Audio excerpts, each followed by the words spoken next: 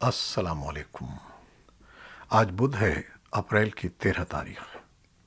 پاکستان میں اس وقت شام کے 7، بھارت میں 7:30، اور یہاں ہمارے اسٹوڈیوز کی گھڑیوں میں صبح کے 10 بج رہے ہیں۔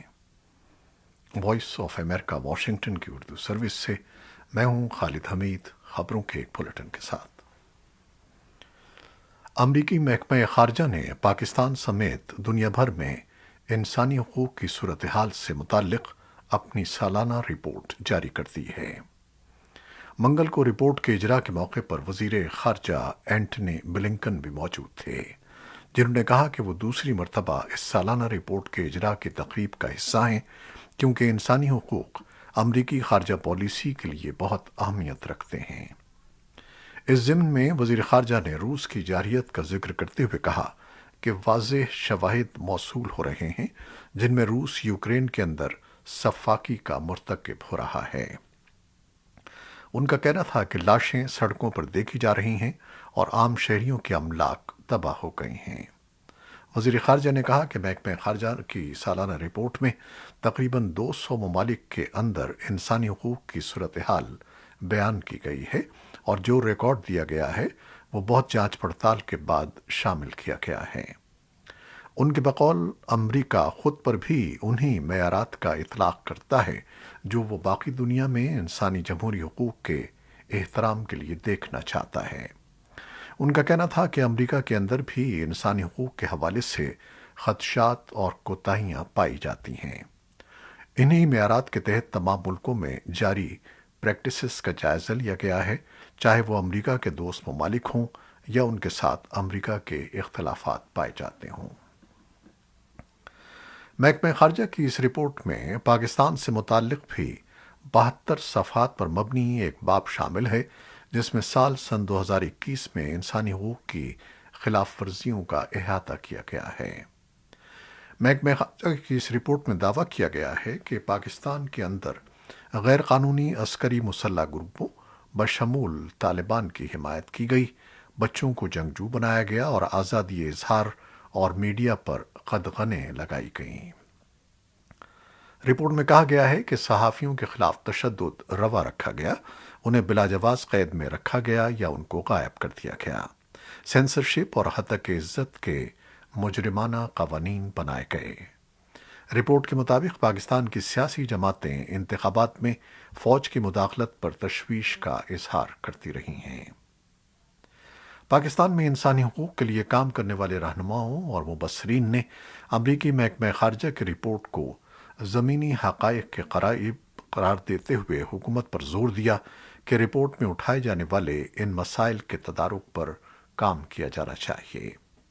مبصرین کا کہنا ہے کہ محکمہ خارجہ کی رپورٹ میں بعض عوامل سیاسی مقاصد کے تحت بھی ہو سکتے ہیں، تاہم پاکستان کو اسے نظر انداز نہیں کرنا چاہیے اور سامنے لائے جانے والے مسائل کے حل پر توجہ دینی چاہیے۔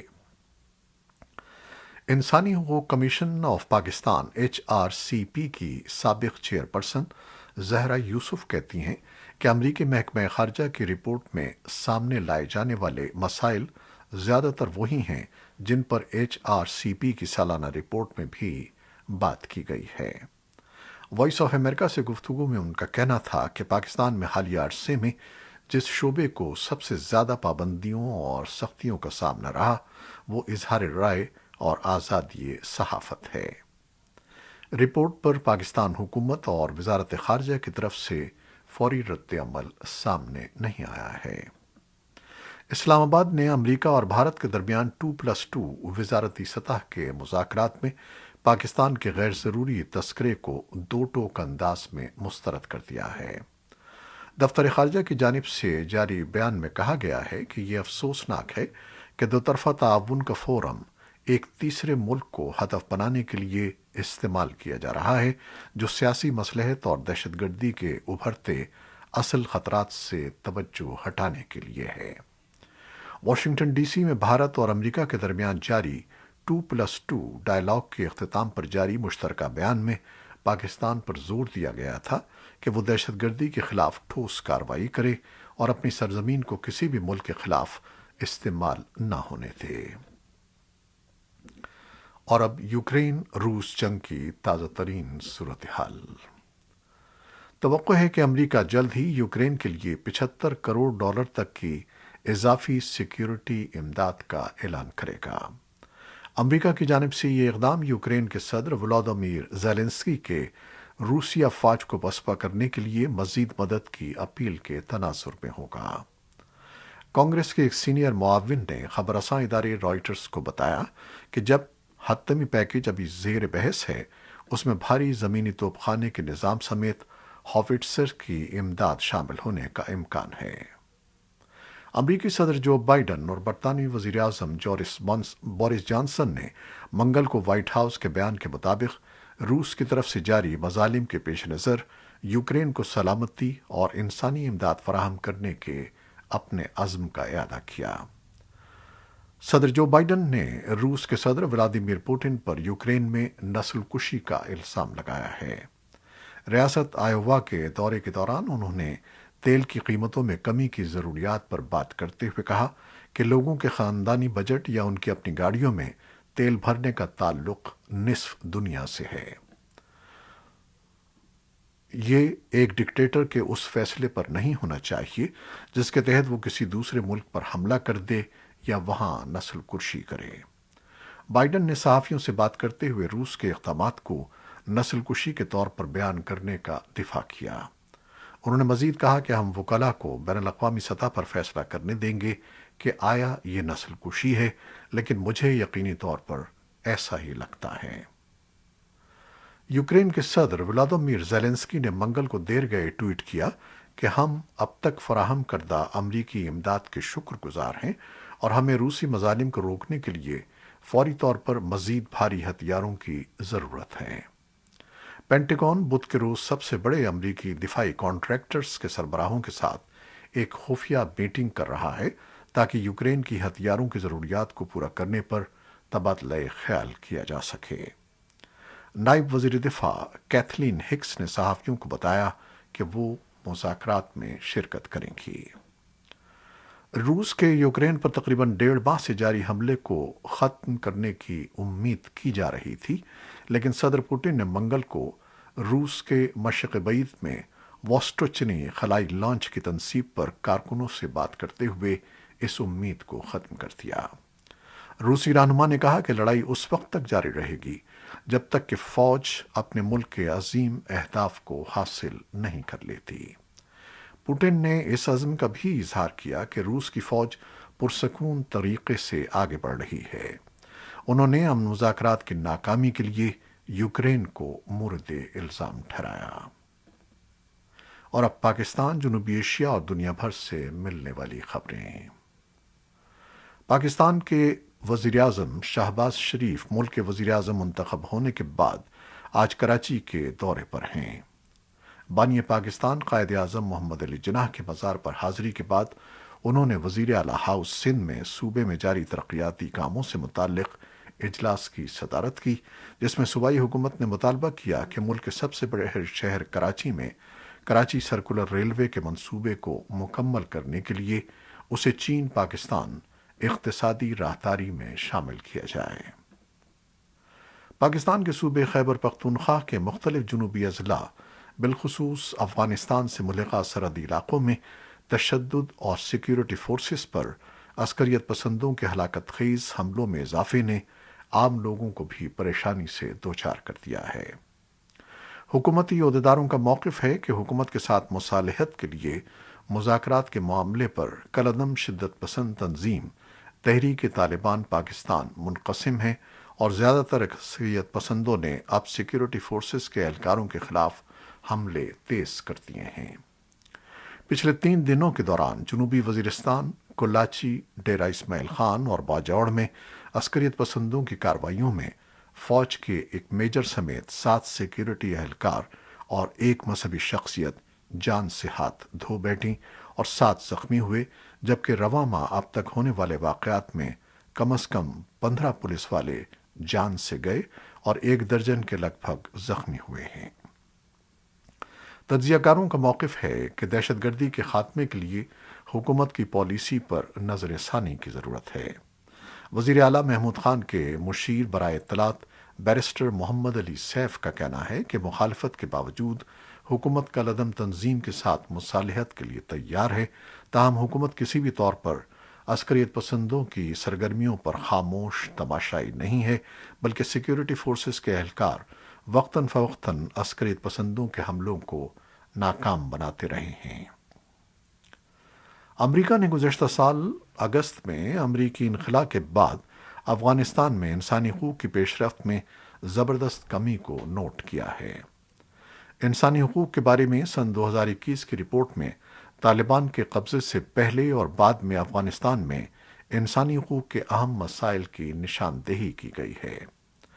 وزیر خارجہ اینٹنی بلنکن نے رپورٹ جاری کرتے ہوئے کہا کہ طالبان کے قبضے نے ایک انسانی بحران کو جنم دیا ہے اور اس کے نتیجے میں انسانی حقوق کی سنگین پامالی ہوئی ہے۔ طالبان کے دور حکومت میں انتقامی قتل، خواتین اور اقلیتی گروہوں کو قائدانہ رول سے ہٹانے اور خواتین کے کام کرنے یا تعلیم حاصل کرنے پر پابندی کا دعویٰ کیا گیا ہے۔ طالبان نے اس رپورٹ پر تاحال کسی رد عمل کا اظہار نہیں کیا ہے۔ کابل میں منگل کو علماء کے ایک گروپ نے لڑکیوں کے لیے سیکنڈری اسکول دوبارہ کھولنے کا مطالبہ کرتے ہوئے کہا کہ اسلام خواتین کے حقوق کا علم بردار ہے، جن میں تعلیم اور کام کے حقوق بھی شامل ہیں۔ یہ ایک ماہ سے بھی کم عرصے میں علماء کا دوسرا مطالبہ تھا۔ ممتاز علماء نے خواتین کے لیے تعلیم اور کام کی حمایت میں اسلامی قانونی فقہ کا حوالہ دیتے ہوئے اسی طرح کی درخواستیں کی ہیں۔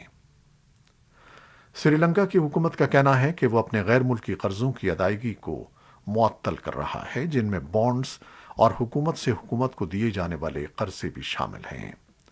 حکام کا کہنا ہے کہ ملک کئی دہائیوں کے بدترین معاشی بحران سے نمٹنے کے لیے بین الاقوامی مالیاتی فنڈ کے ساتھ قرض کی تنظیم نو کے پروگرام کی تکمیل کے لیے ایسا کر رہا ہے۔ اس سال تقریباً $7 بلین واجب الادا ہیں۔ سری لنکا کی وزارت خزانہ کا کہنا ہے کہ غیر ملکی قرضوں کی بروقت ادائیگی اب ممکن نہیں رہی۔ تقریباً 40 ممالک اقوام متحدہ کی جنرل اسمبلی میں ایک مسودہ قرارداد لانے کا ارادہ رکھتے ہیں، جس میں سلامتی کونسل میں ویٹو کا حق رکھنے والے 5 ممالک کو جواب دہ ٹھہرایا جائے گا جب وہ اس حق کو استعمال کریں۔ اگر قرارداد منظور کی جاتی ہے تو جنرل اسمبلی کا اجلاس اس وقت ہوگا جب سلامتی کونسل کے 5 مستقل ارکان میں سے کوئی ایک، برطانیہ، چین، فرانس، روس یا امریکہ، کونسل کی کسی قرارداد کی منظوری میں رکاوٹ ڈالنے کے لیے اپنا ویٹو کا حق استعمال کرے گا۔ لیکھتنسٹائن اس اقدام کی قیادت کر رہا ہے اور اس نے منگل کو اپنے ٹوئٹر اکاؤنٹ پر کہا ہے کہ شریک اسپانسرز اگلے ہفتے جنرل اسمبلی میں جلد منظور ہونے کی امید کے ساتھ قرارداد کے متن کو باضابطہ طور پر پیش کریں گے۔ امریکہ لیکھتنسٹائن کی زیر قیادت اس اقدام کی حمایت کرتا ہے اور شریک اسپانسر کے گروپ میں سے ایک ہے۔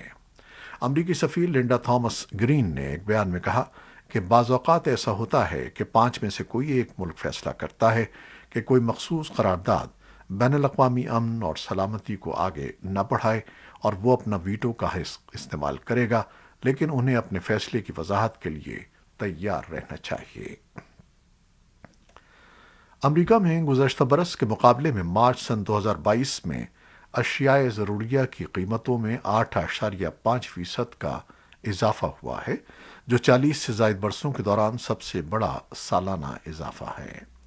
امریکہ کے لیبر ڈپارٹمنٹ کی شماریات پر مبنی رپورٹ میں کہا گیا ہے کہ قیمتوں میں اضافے نے امریکی صارفین کو متاثر کیا ہے۔ ان قیمتوں میں پیٹرول، مکانات اور گروسری سٹورز پر اشیاء کی قیمتوں میں اضافہ شامل ہے۔